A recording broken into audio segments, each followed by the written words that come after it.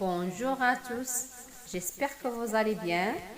Je vais vous lire la partie 13, disposition de nuit, de la série Quand je serai grand, l'épreuve du feu ou la passion d'être pompier. Ivan pénètre dans le centre de secours comme s'il était chez lui.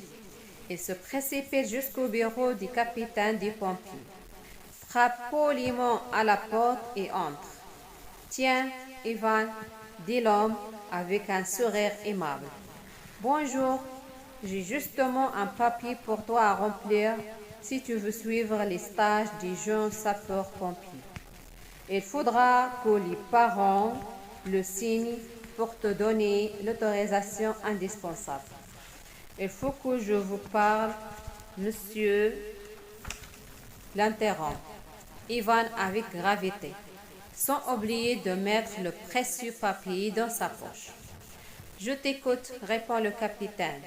Ivan lui raconte avec tous les détails les derniers événements de la journée, tandis que l'homme écoute attentivement.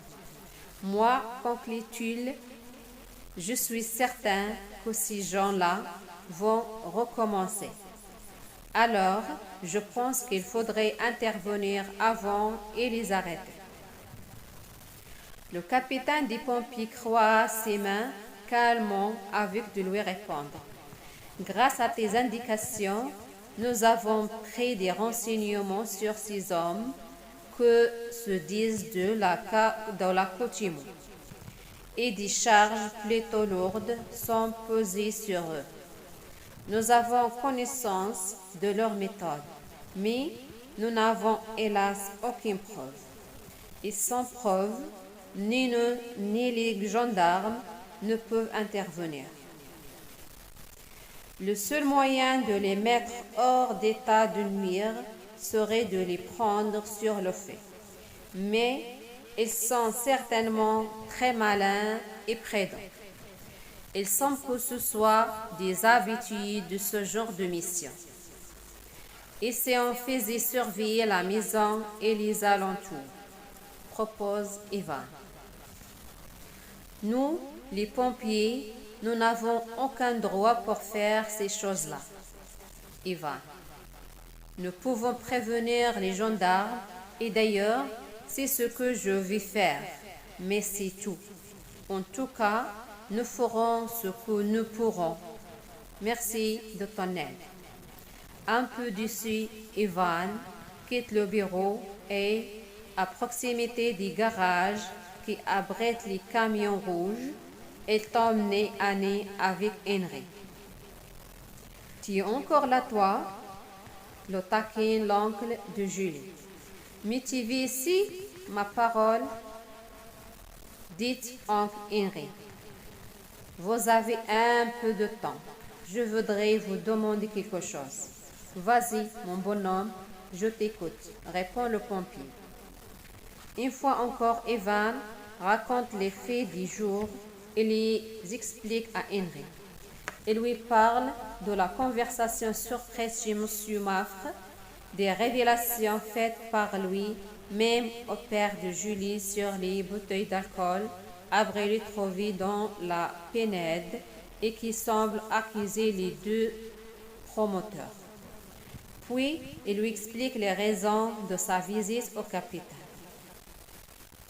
Je voulais lui dire que je suis certain que ce sont bien les deux affreux de chez M. Maffre qui ont mis le feu et qu'il faut faire quelque chose pour les arrêter avant qu'il ne soit trop tard. Mais nous, les pompiers, intervient l'oncle de Julie après l'avoir écouté attentivement. On ne peut rien faire, Ivan. Nous intervenons sur des sinistres, mais il n'est pas possible d'arrêter des bandits. Et surtout, pas comme ça, sans preuve. Je sais, c'est ce que le capitaine m'a dit. Il m'a quand même promis qu'il en parlerait aux gendarmes. Il paraît qu'ils savent des tas de choses sur eux qui ne sont pas belles, mais ils n'ont jamais pu les coincer. Henry réfléchit un long moment en se grattant la tête. Écoute, Ivan, finit-il par dire, un de mes bons amis est gendarme. Je vais lui parler de tout ça. Il me dira de quelle manière il est possible d'agir. Quant à nous, voici ce qu'on va faire. Je ne suis pas de service ce soir. Alors, je viendrai te chercher chez toi avec Julie vers 9 heures. Je m'arrangerai avec tes parents pour qu'ils te laissent sortir. Ils me connaissent, tout ira bien. Nous irons ensemble faire un petit tour d'inspection autour de la maison de Monsieur Moff. En revanche, lui, il vaut mieux qu'il ne soit pas chez lui ce soir. Imagine que tu aies raison et qu'on tombe sur les pyromanes. Il est chez mes parents pour le moment, assure Ivan. Mon père et ma mère s'occupent de lui et il va dormir à la maison.